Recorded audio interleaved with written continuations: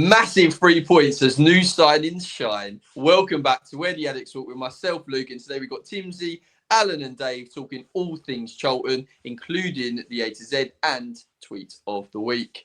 Oh, right, Timsy, we're on a much different sort of feel and vibe to last week, aren't we, mate? Your head's firmly in position, you're looking good, you're looking in control. What a big 3 points that was. It was...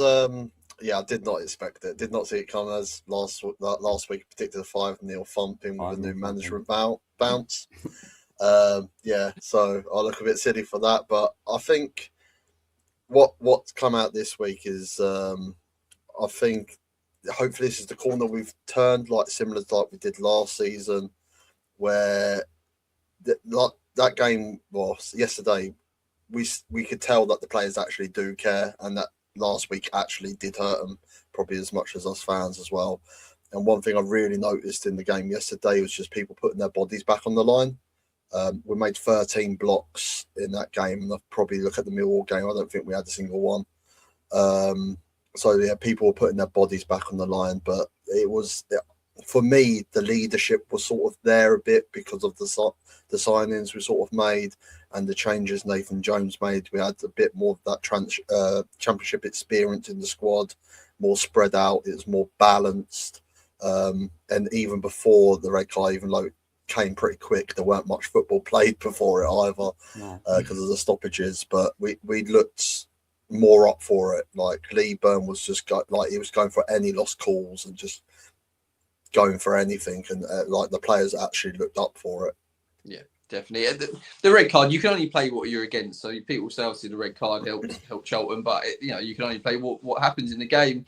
Did you see a bit of better character, Alan? Is that the main thing you saw from the game? The likes of a signing of Connor Cody is going to only improve that. Did you see a bit of leadership and a little bit of character? As Timsy mentioned, throwing bodies in front of the ball. That's what you want to see, isn't it? Yeah, what we expect from a Nathan Jones side, whatever, it doesn't matter who you played, is hard work, grit, determination, pressing, and that's what we talked about last week, didn't we? His stubbornness and bits and pieces. How he changed, he did change it a little bit in a sense of we were more aggressive. The last couple of weeks we've been very flat for like 70 minutes, and then go 1-0 down, we try and play football, and we don't want that. We want that from the off. And even with when they had 11 men, I know it seemed like ages, didn't it, to get the game going eventually, but we were from the off trying to win the game. I think even if they had 11 men, we would have still won the game. The fact the leadership, obviously Doc's come back in, so I hope that means he's staying. I don't know what's going on there, but obviously we hope he's staying now to the season at least. And Connor Cody, Connor Cody. Connor Cody. He's constantly talking. It doesn't matter who it was. He's constantly talking, and that just experience. And he played in that just in front of that back sort of three, and at times it dropped into a 4. And it's a lot more how he wanted it. And Nathan Jones said at the end of the day, it's another voice. He's like his voice on the sidelines, isn't it?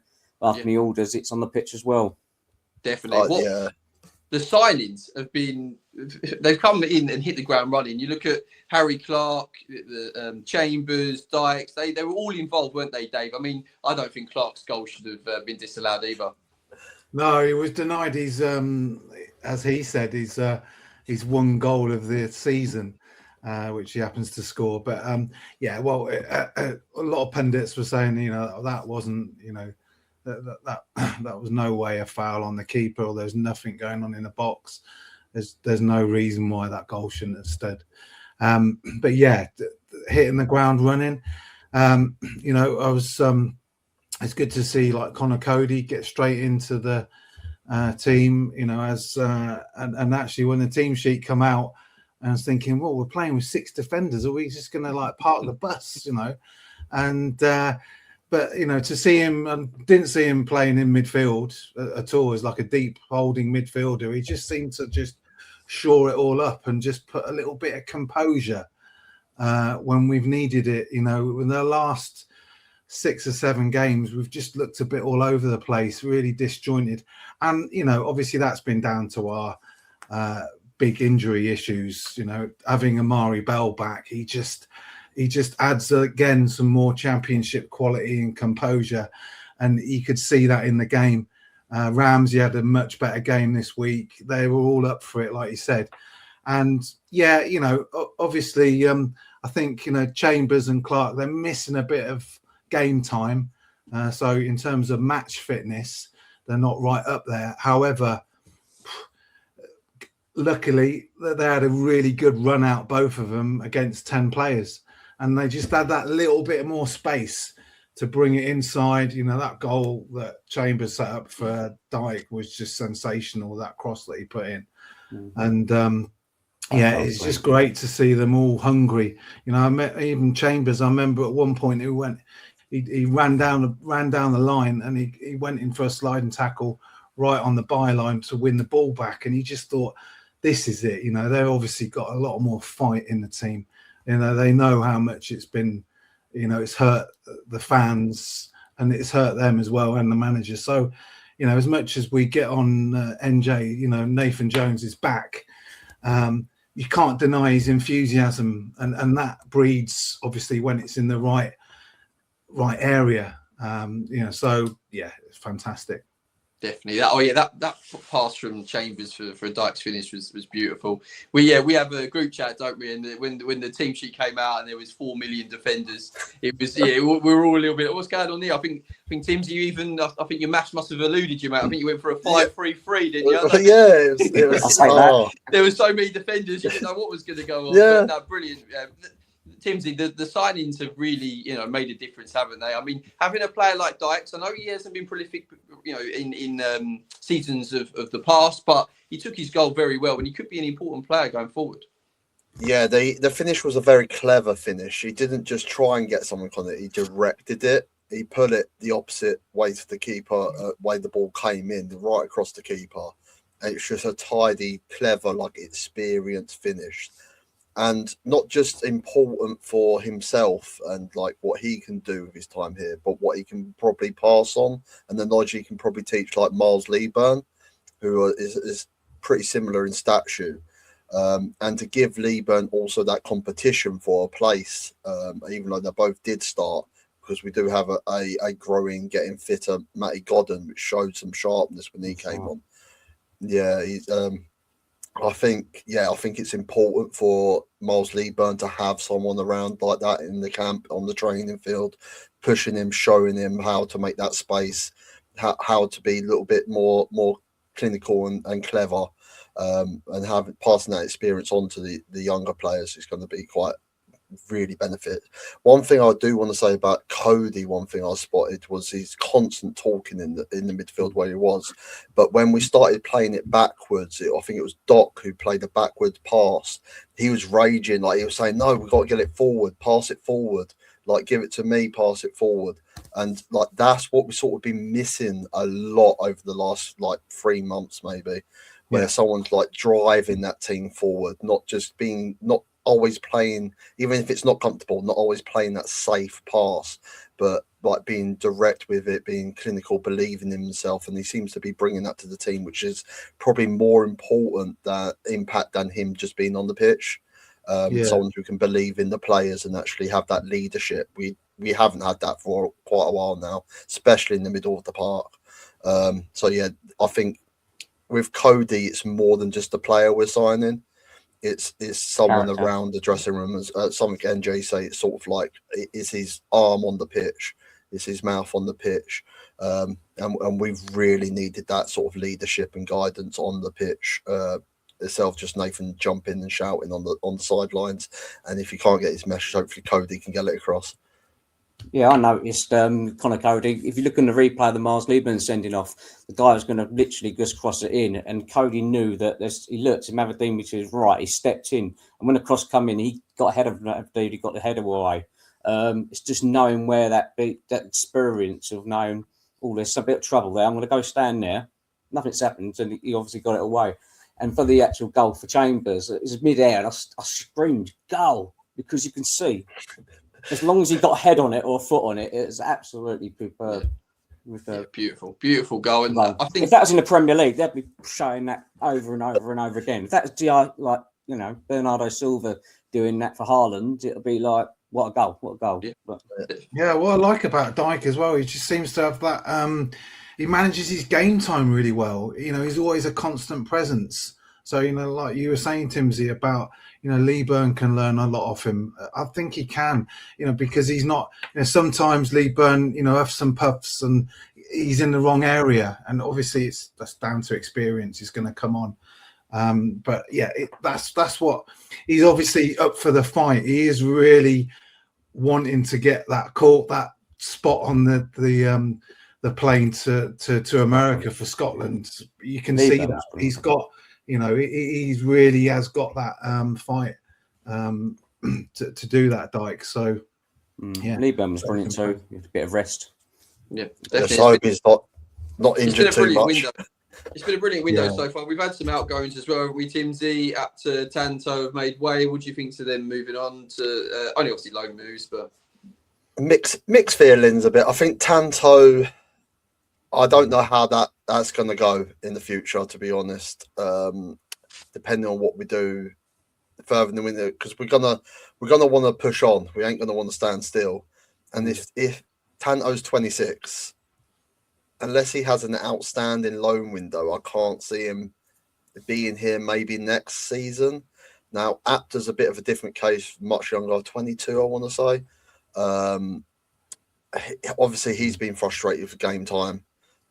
Clearly been talking to his parents, who have been liking a lot of tweets. There's been a lot of rumblings of falling outs now. We don't know how much them fallings are. NJ's come out and said like he's been honest, but Apter could be taking that honesty a bit of a different way. It could be quite hurtful to him as an individual, because he was bought in for good money. So he probably believed he would be playing.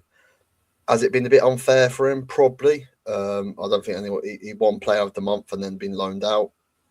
So it's a bit of a strange one. And we've brought in a winger who sort of plays that position what he plays, but the difference is he's versatile. He can play on the wing back, and also he can play on the left hand side, which he did on Saturday. I think for Apter, he just needs a bit of freshness and get that game time in the lower league, what he's used to. It seems he had a little impact, or like in the lead up of the goal of the Bolton for call it Blackett Taylor. So hopefully it'll be a good loan window for him, and when he comes back for pre-season next season, he can sort of push on with his career in the Championship with us, hopefully. But it's probably working out going to be a good loan move for him on the outs. From my understanding, from what the grumbling sort of happening, it's going to be one more out, and I have no clue who that's going to be. So I'm going to be Matt. It could be Macca, it could be Anderson, it could be Fuller just going for a good loan. Apparently we are going to have one more going out, so who knows who that'll be, and 2 or 3 coming in. So apparently the Stockport lad is we wanted him first before Apter. He inquired, and I think what happened was Nathan Jones thought, "Oh, if I can get him and bring him in," but also you've got to think with Apter, he is a natural winger, and we have got TC, and I do like to think that. Yes, a 3 at the back, obviously, get going on it. But if we were much better as a team and a better unit, he might have tried to play like a 4-2-3-1 and have 2 wingers. But he just looks at it and says, "No, I can't trust it. I can't trust it. I can't trust it." So he's just stuck with that 3 at the back, isn't he? But yeah, interesting to see what happens before 7 p.m. Monday night. To see if you're right, Timsy, and all them 3 coming in, 1 going out. It's gonna be a busy day tomorrow. Right, let's move on to the QPR game, Friday night, under the lights. It's always a beautiful game, isn't it, under the lights? Dave, we'll start with you, please, mate. What's your score predictions for QPR? What are we expecting from the game? Well, do you know what? I've got a feeling we might get 2 wins on the spin here, because QPR, they got a fantastic result, obviously, against Coventry, but Coventry aren't in a good place. There's a lot more to that result. When you're up at the top and you start getting, people chasing you and knocking you every week, they're not on a great run, and QPR, they're really hot and cold. You look at their last form, it's like 1-1 lost 1, drawn 1, 1-1 lost 1, drawn 1. It depends who turns up. I think what I'm encouraged by is we've just seemed to have gone back to much more, because of players we've got and who's fit and ready. A lot more solid sort of foundation from the back onwards. And we mentioned about this Ferrari from Stockport. he looks like the small replacement that we couldn't get physically, and also in the way that he runs as well. So I think around the team we've got that bit more stability. I could prediction wise, I could see us getting in a 1-0 win. Maybe Matty Godden getting a goal as he comes on in the 70th minute. That'll be nice. That'll give the place a real bounce. Definitely. Alan, what about yourself, mate? What are you expecting from the game? Dave's right. QPR have been very inconsistent all season. Do you try and expect Charlton to take the game to them? Yeah, we've got to now. Just got to follow it up now and try and get a win. I do think they'll score.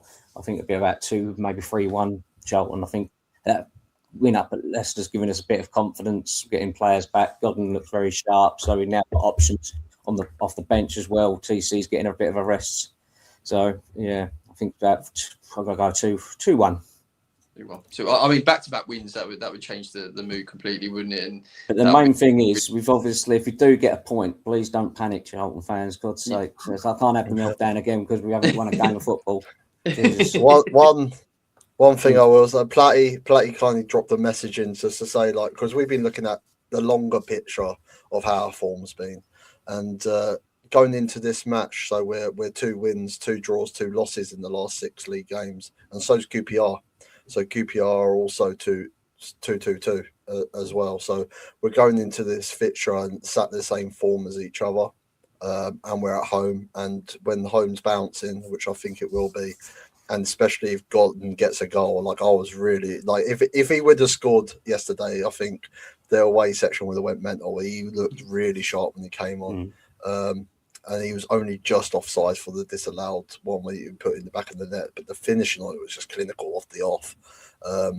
And if he played through an injury last season and he was playing with half of knee, hopefully this season, if he can kick on now and we get a similar Matty Godden, I think we hopefully see some good goals from him before the end of the season. Definitely, yeah, well said. And Platty will be back, I believe, next week. He's just from his travels. He's been travelling the world, and yeah, he'll be back with us. Talking all things Charlton. Right, we're now on to A to Z. Timsy, you're nominated for this one, please, mate.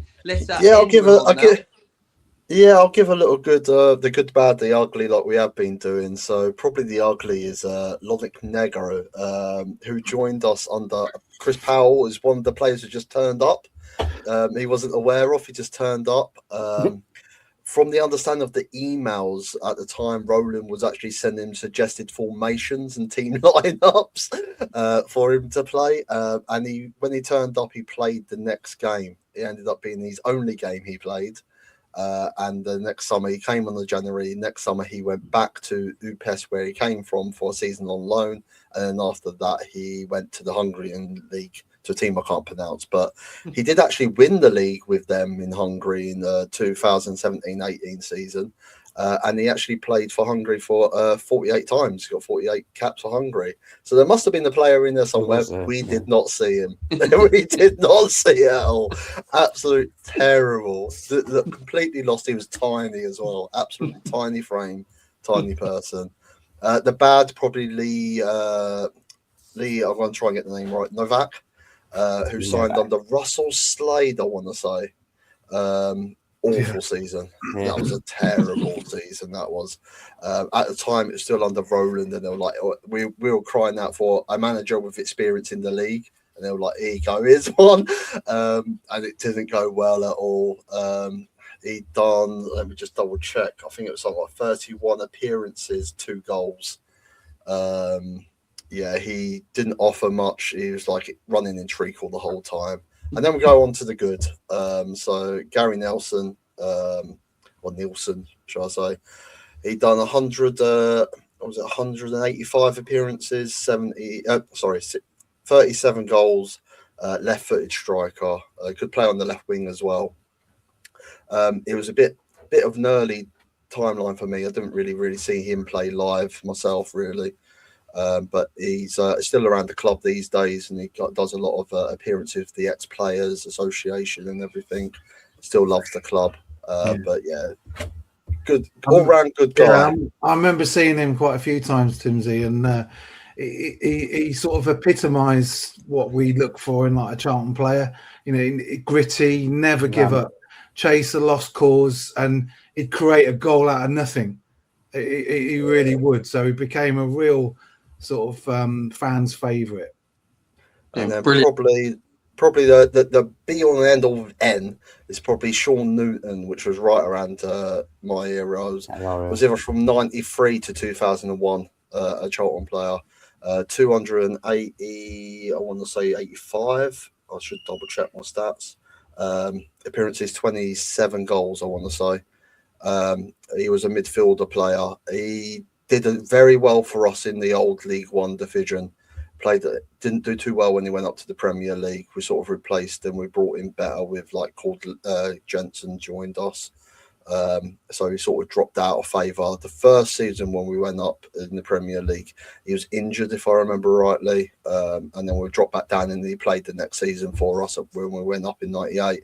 And then the next season, like I said, when we were in the Premier League, I think Alan Kirkbride was a bit less loyal to players and he brought in a bit more quality this time. But no, he had a very good stint with us, started his career with us as well, and then went to Wolves after us as well. So carried on for another, I think it was another 150-ish appearances with Wolves. So Brilliant. No, love it. That's a very, very good one for the letter N.